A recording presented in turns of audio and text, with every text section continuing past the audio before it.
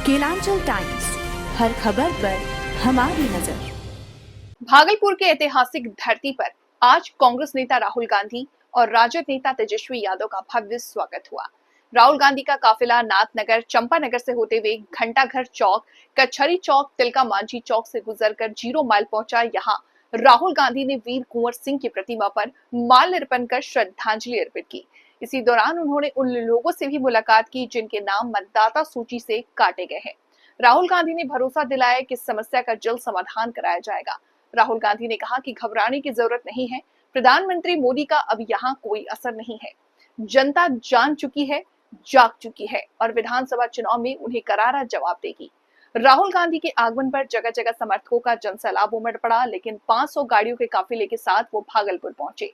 कार्यकर्ताओं और आम जनता के अंगवस्त्र और पुष्प भेंट कर उनका स्वागत किया। महागठबंधन की ओर से कांग्रेस विधायक अजीत शर्मा, परवेज जमाल, राकेश शर्मा, शिवदली, शंभू दयाल, राजद जिला अध्यक्ष चंद्रशेखर यादव आदि इस मौके पर मौजूद रहे।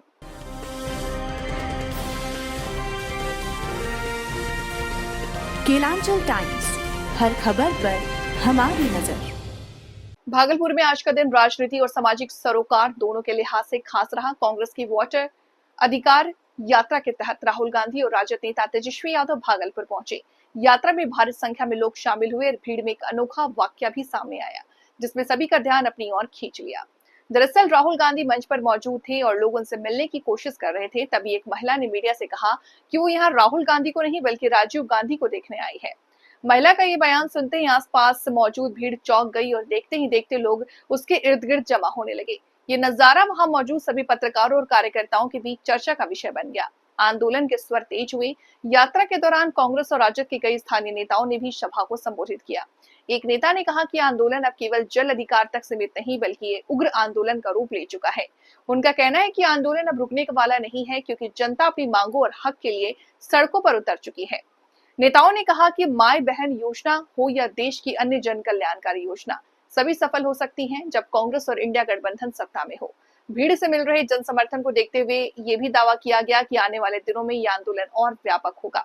जनता की उम्मीदें और सवाल। महिला का राजीव गांधी वाला बयान एक प्रतीकात्मक रूप से देखा जा रहा। कई राजनीतिक विश्लेषकों का मानना है कि जनता आज भी कांग्रेस को राजीव गांधी के युग की उम्मीदों और वादों से जोड़कर देखती है। राजनीति के प्रति विश्वास का संकेत है या फिर केवल भावनाओं को एक क्षणिक उभार। राहुल गांधी और तेजस्वी यादव की यात्रा न केवल जल अधिकार के मुद्दे को उठाती है बल्कि बिहार की राजनीति में विपक्षी गठबंधन की ताकत, जनता के साथ उनके जुड़ाव को भी सामने लाती है। आगे की राह अब देखना होगा कि भागलपुर की जनता इस यात्रा में क्या संदेश लेती है। क्या यह आंदोलन वास्तव में किसी ठोस नीति योजना का रास्ता तैयार करेगा या केवल भीड़ भावनाओं के सहारे राजनीति की दिशा तय करेगी। आज केकरा देख लो, राजीव गांधी देख लो। राजीव गांधी तो है नहीं, क्या चल रहा है इसमें खास क्या देखा जा रहा है? वोटर अधिकार यात्रा जो राहुल जी तेजस्वी जी का था, वो वोटर अधिकार यात्रा जो है जन आंदोलन का रूप ले लिया। आप देख पा रहे हैं कि स्वतः स्फूर्त ये यात्रा है और इसमें जो है हजारों की संख्या में गाड़ियां हैं। 4-5 किलोमीटर तक का काफिला है। पूरी तरह से सड़क पर लोग, बारिश हो रही है उसके बावजूद भी सड़क पर लोग खड़े हैं। आप देख पा सकते हैं, दिखा सकते हैं कि कितना जन सैलाब उमड़ रहा है इस यात्रा के समर्थन। तो आगामी चुनाव की क्या तैयारी है आप लोग? ये जन आंदोलन है, ये वोटर अधिकार के लिए है और सत्ता परिवर्तन के लिए। जो भाजपा के लोगों ने वोट चोरी करने का काम किया है उसके खिलाफ एकजुट होकर जनता उसको मुंहतोड़ जवाब देगी। देखे आखिर कोई उम्मीद लगे लो अब ना? हाँ, क्या लाया है? हाँ, लोग बढ़िया वोट देगा, वोटर होगा कार्य करे, जनता जनता। तेजस्वी यादव और राहुल गांधी करते हैं कि माई बहन योजना चलाएंगे, 2500 रुपया देंगे। ये चला हाँ, ये चला से देखते हैं। क्या नाम हुआ आपका?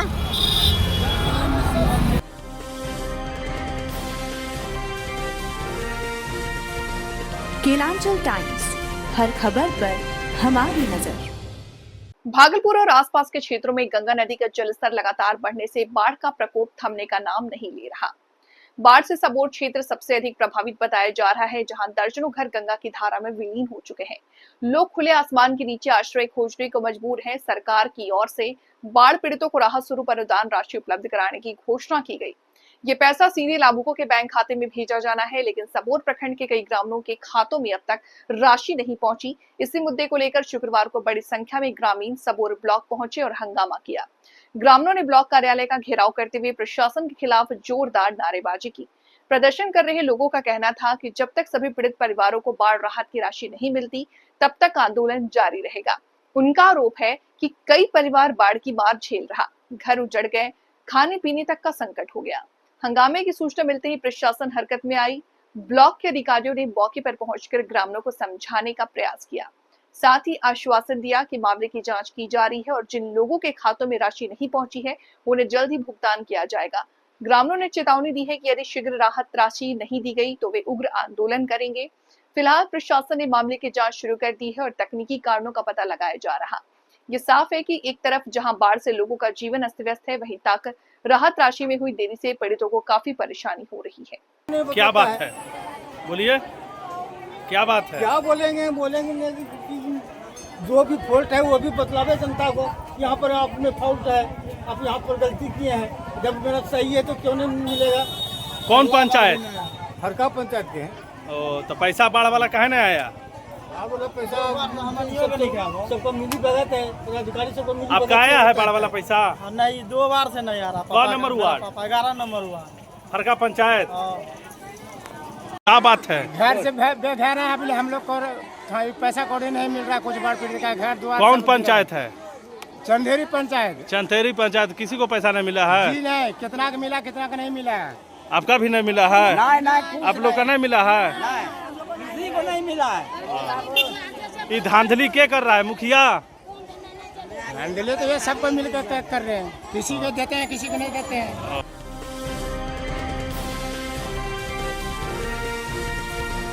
केलांचल टाइम्स, हर खबर पर हमारी नजर। भागलपुर की सियासी सरगर्मी और तेज हो गई है। कांग्रेस के वरिष्ठ नेता राहुल गांधी और राजद नेता तेजस्वी यादव के भागलपुर आगमन से राजनीतिक हलचल और बढ़ गई। इसी क्रम में वोटर अधिकार यात्रा के तहत विकासशील इंसान पार्टी के प्रमुख मुकेश सहनी ने अपने समर्थकों के साथ प्रेस वार्ता कर केंद्र सरकार और प्रधानमंत्री मोदी पर सीधा हमला बोला। प्रेस वार्ता में सहनी ने कहा कि प्रधानमंत्री मोदी का रवैया कहीं से भी जनता हितैषी नहीं है। उन्होंने आरोप लगाया है कि मोदी सरकार सिर्फ अमीरों और पूंजीपतियों के लिए काम करती है, जबकि गरीब वंचित तबकों के लिए ध्यान नहीं देती। सहनी ने कहा कि महंगाई बेरोजगारी चरम पर है, जिससे आम लोग परेशान हैं। बड़ी संख्या में बिहार के नौजवान रोजगार की तलाश में पलायन करने को मजबूर हैं। उन्होंने कड़े शब्दों में कहा कि प्रधानमंत्री का रवैया लथेड़शाही वाला है। इस बार विधानसभा चुनाव में बिहार की जनता प्रधानमंत्री मोदी और भाजपा को करारा जवाब देगी। सहनी ने आगे कहा कि अत्यंत पिछड़ी जाति को विशेष महत्व और अधिकार दिए जाने की आवश्यकता है, ताकि वे भी समाज की मुख्य धारा में अपनी जगह बना सके। उन्होंने दावा किया कि यदि वंचितों और पिछड़ों को उनका अधिकार दिया गया तो बिहार की राजनीति में बड़ा बदलाव होगा। सहनी ने कहा कि उनका संघर्ष गरीब वंचितों के लिए है और आने वाले चुनाव में जनता उनकी नीतियों पर भरोसा करेगी। प्रेस वार्ता के दौरान इंडिया गठबंधन के कई वरिष्ठ नेता मौजूद रहे। सहनी ने राहुल गांधी तेजस्वी यादव के भागलपुर दौरे का स्वागत किया और इसे विपक्ष की मजबूती का संकेत बताया। भागलपुर में आज का दिन राजनीतिक दृष्टि से बेहद अहम माना जा रहा, क्योंकि राहुल गांधी और तेजस्वी यादव के दौरे के साथ साथ इंडिया गठबंधन के नेताओं की साझा मौजूदगी ने चुनावी माहौल को और गर्मा दिया है। कि अगली बार आप बिहार में आए तो आप ये बताएंगे कि आपके 11 साल प्रधानमंत्री रहते हुए और 20 साल बिहार में एनडीए की सरकार रहते हुए भी बिहार की प्रति व्यक्ति आय देश में सबसे कम है। बिहार में प्रति व्यक्ति निवेश सबसे कम है। राष्ट्रीय औसत क्या है? इन 11 वर्षों में आप हर राज्य का तुलनात्मक विश्लेषण कीजिए कि अन्य राज्यों में आपने प्रति व्यक्ति निवेश कितना किया और बिहार में आपने प्रति व्यक्ति निवेश कितना किया। आपको अपनी सफलता और असफलता का खुद एहसास हो जाएगा। बिहार में सबसे कम साक्षरता दर है, उसके बावजूद भी आप बिहार को केंद्रीय विद्यालय और जवाहर नवोदय विद्यालय नहीं देते हैं। बिहार के मुख्यमंत्री आपके सामने मंच पर गिड़गिड़ाते रहते हैं कि कम से कम पटना विश्वविद्यालय को आप केंद्रीय विश्वविद्यालय का दर्जा दे दीजिए, आप नहीं देते हैं। यूपीए 1 और यूपीए 2 की सरकार में 10 वर्षों में बिहार को 2 केंद्रीय विद्यालय मिले, एक मोतिहारी में और गया में। वो यूपीए की चेयरपर्सन श्रीमती सोनिया गांधी जी, तत्कालीन प्रधानमंत्री सरदार मनमोहन सिंह जी और रेल मंत्री जो उस वक्त राष्ट्रीय जनता दल देश की दूसरी सबसे बड़ी पार्टी थी, उनकी देन थी। आप तो एक 100 वर्ष पुरानी यूनिवर्सिटी को आप केंद्रीय विश्वविद्यालय का आप दर्जा नहीं दे सकते। नमस्कार। आज आप सब जान रहे हैं कि आदरणीय राहुल गांधी जी के नेतृत्व में, तेजस्वी जी के नेतृत्व में हम तमाम महागठबंधन के नेतागण बिहार के 13 करोड़ की आबादी के लिए हक अधिकार के लिए हम लोग रोड पे उतरे हुए हैं। वोटर समीक्षा की जो मोदी जी के द्वारा जो वोट चोरी करने का जो निर्णय है, उसके खिलाफ में हम लोग उतर रहे हैं साथियों। ये वोट का ताकत जो है, यही हमारा ताकत है साथियों। आज़ादी से पहले ये देश गुलाम था और आज़ादी के बाद बाबा साहब भीमराव अम्बेडकर के संविधान ने हम गरीब, पिछड़ा, दलित के एक बहुत बड़ा ताकत वोट का अधिकार दिया है। अगर हमको हमारे पास वोट का अधिकार नहीं होता तो एक मल्लाह का बेटा राज्य में मंत्री नहीं बनता। अगर हम गरीब पिछड़े को अगर वोट का अधिकार नहीं होता तो आदरणीय लालू प्रसाद यादव जी बिहार के मुख्यमंत्री नहीं बनते। इसलिए साथियों, आज हमारी बात अगर सुनी जाती है, अगर कोई सुनने के लिए मजबूर होता है, इसलिए क्योंकि हमारे पास वोट है। और आज देखिए किस तरीके से मोदी जी संवैधानिक संस्था को अपने कब्जा में कर रहे हैं। अगर वोट चोरी नहीं करना था तो क्यों संवैधानिक संस्था पे वो हाथ मार रहे हैं? जो चुनाव आयोग को नियुक्ति का जो प्रक्रिया, पहले जो तरीका था, पक्ष विपक्ष सुप्रीम कोर्ट के निर्देशानुसार चयन होता था, लेकिन मोदी जी ने उनको बदलकर सरकार का पक्ष कर सरकार सत्ता में जो है उन्हीं के द्वारा चुनाव आयोग को नियुक्ति की जा रही है। ये कहीं ना कहीं स्पष्ट हो रहा है कि वोट चोरी हो रहा है। महाराष्ट्र में आपने देखा किस तरीके से वोट बढ़ाकर वहाँ पे सरकार उन्होंने अपना कब्जा कर लिया। बिहार में भी वो कोशिश कर रहे हैं कि यहाँ पे महागठबंधन के वोट को नुकसान देकर और बिहार में भी हम सरकार बना लें। आप जो वंचित वर्ग है, जो किसान वर्ग है, जो बेरोजगार है, उसको नरेंद्र मोदी घुसपैठिया कह रहा है। बिहार वासियों जानो समझो, आपको नरेंद्र मोदी घुसपैठिया कह के गए हैं। इसका बदला बिहार की जनता लेगी। मैं फिर से चुनाव आयोग की भी इस वक्त निंदा करूंगा। जो चुनाव आयोग ने प्रेस कॉन्फ्रेंस करके बीजेपी के पन्ना प्रभारी जैसा व्यवहार किया देश के सामने, यह अलोकतांत्रिक है। उन पर महाअभियोग आना चाहिए। देश एकजुटता से उस चुनाव आयोग का बहिष्कार करना चाहिए जिसने बीजेपी के पन्ना प्रभारी के रूप में देश के सामने बीजेपी के प्रवक्ता बन के बात की, क्योंकि ऐसी बात बीजेपी के प्रवक्ता सांसद नरेंद्र मोदी, अमित शाह करते हैं।